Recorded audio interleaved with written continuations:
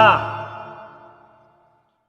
Hey everyone, Hassan here. Welcome to the world of Ha. We're here after Hasbro Pulse Con 2021, and I'm super excited and honored to have some members of the Hasbro team here today. I've spoken to some of them back in April for Hasbro Pulse Fan Fest, but would you all be able to go around and introduce yourselves and your role at Hasbro? Hi, I'm John. I'm the design director on Power Rangers and a few other brands here at Hasbro. And I'm also John. I work on the marketing side of Power Rangers, and you probably heard this exchange about the Johns already if you watched this at PulseCon or any of our Fan First Fridays. Well, thank you both, Johns, for joining. Hasbro PulseCon 2021 was such a fun event, and I have a few questions about some of the reveals, so let's jump right in.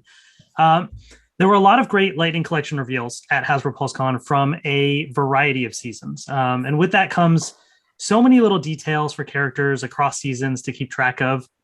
How do you manage all of those details? For example, the Wild Force Lunar Wolf Ranger doesn't seem to have a holster, and then you look at like the Galaxy Glider with In Space Blue has an X symbol instead of a triangle. Little things like that. But I know there's so many details to keep track of, and I know we sometimes see tweaks even until the product is in our hands.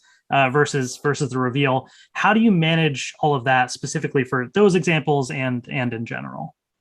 So, as you know, the process is organic, and whenever we talk to fans or reveal anything on any of these virtual panels or even in-person panels, to be honest, so this is going all the way back to like Comic-Con and different brands I've worked on. A lot of times we will share images that aren't, or they're early, or they're not 100% complete. And sometimes they're not the final representations of the products based on where we are in the life cycle of the completion of the development. That said, we always strive to create products that accurately represent the Power Rangers characters that everybody knows and loves.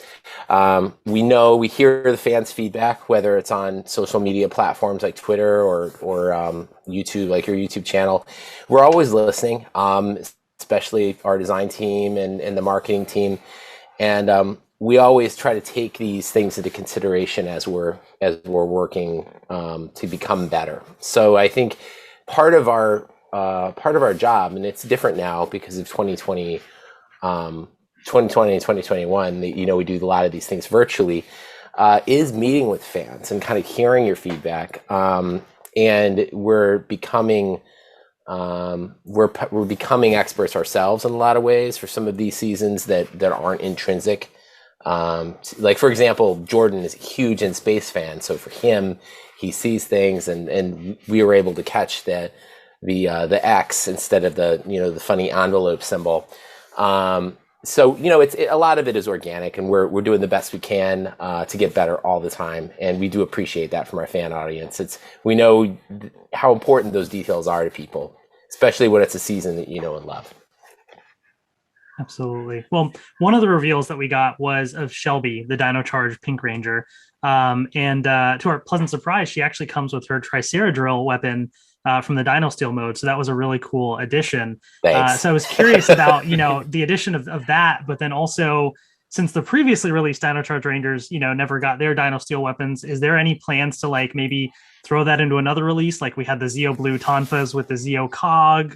Yeah, I'm glad you noticed that. I wish I would have called that out when I was sharing the things. It's all part of the grand, like Loretta's grand design. John Firestone and I are new to the team relatively. We've only been on the team for a year or so. And part of the mission when we came onto this team was really to take inventory of everything that had been done over the previous years when we weren't on the brand. What were we planning on doing? What stuff was already kind of in the channel that we're picking up and doing, and kind of looking at what those accessories were and what are those elements that completionists are going to want to have. And sometimes that's weapons, other times it's consistencies and morphers and things like that. And there's ways we can address that. And part of that is looking at characters that are like army builders, like Zeocog, and kind of fitting those things in there. Other ways are, accessory packs and things like that we could consider in the future. But I can say on the record now that we currently have a lot of ideas in the hopper, but there's no specific plans for that yet. But that doesn't rule it out entirely. I think it's a lot of it comes down to just having this dialogue with you guys and The right timing, I'm sure. Yeah, Yeah. a lot of factors.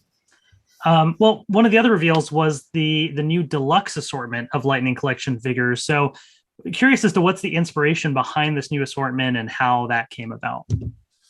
Well, the inspiration behind it is really just flexibility. It's an awesome tool to just allow us to get some of those really iconic and unique offerings out of Power Rangers and the brand. Some of the coolest and really special monsters and armor ups and vehicles and whatever it might be are unique to Power Rangers, and they just didn't fit within our mainline Lightning Collection offering. It was just they were either too big or too expensive. So the deluxe assortment really is a catch-all that lets us flex that way, get those unique items out to you guys because they are special, and it's something that we really believe delivers against the Power Rangers universe. So we're super excited about it. It allows us to really go in unique ways going forward. It's also, to speak to that flexibility, it's also kind of a great it's a great place for us to add variety and depth to things. You know, we all know like some of the best Rangers items are like those weird items that are not quite a vehicle and they're not quite like a battleizer armor or something like that, that are these interesting set pieces that I think fall perfectly into this world. And then there's also kind of like heroes that are slightly bigger and things like, so this is just a great spot for some of that stuff. Love that. Galaxy Gliders, super excited when I saw, as part of the assortment. It's great. That's great. Yeah, it's cool. That was a cool item to work on.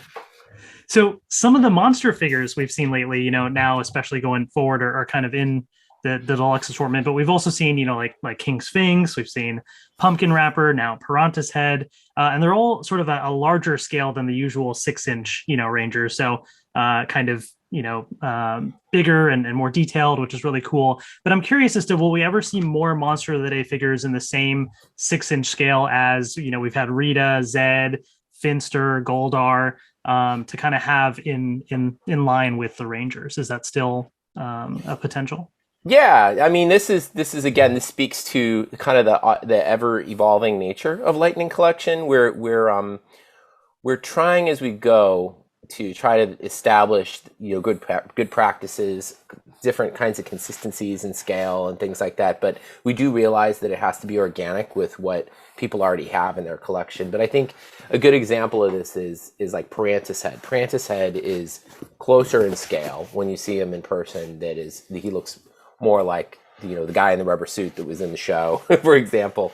But there's also an element of fantasy that we bring to it. Like, so a character like Eye Guy, for example, works out better because of the physical scale and the size and all the things. So there's it's not unlike a lot of times like Megazords. Like if you made a Megazord look exactly like it did in the show, it's actually going to look a little bit more like our Megazord assortment that John and I were working on, that are these the proportions are different and things like that.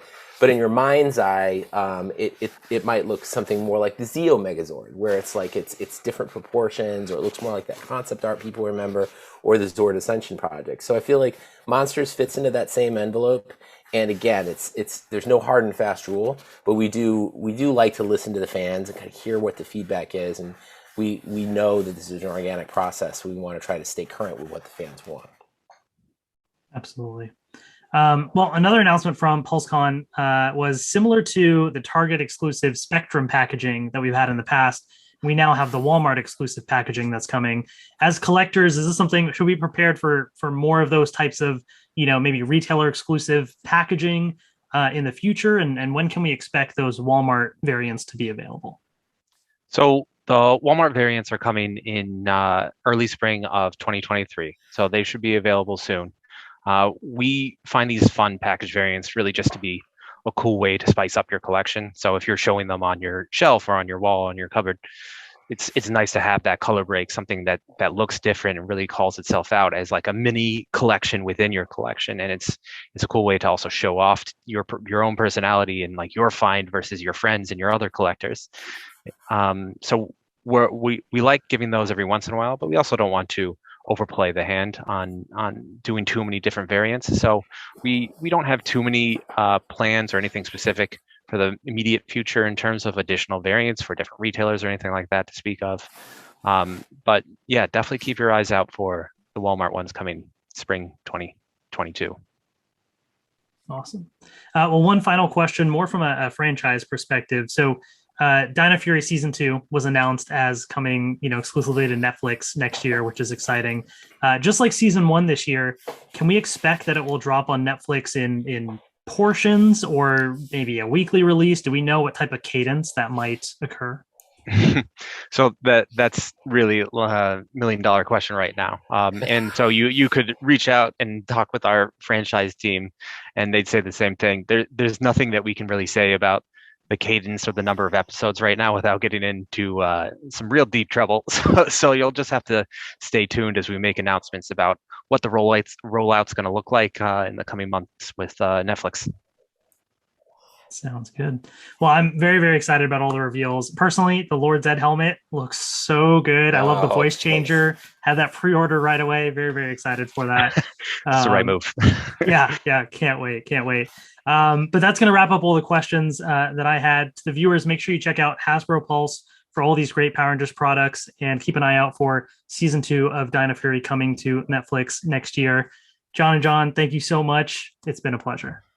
Thank you, San. Thank you, Hassan.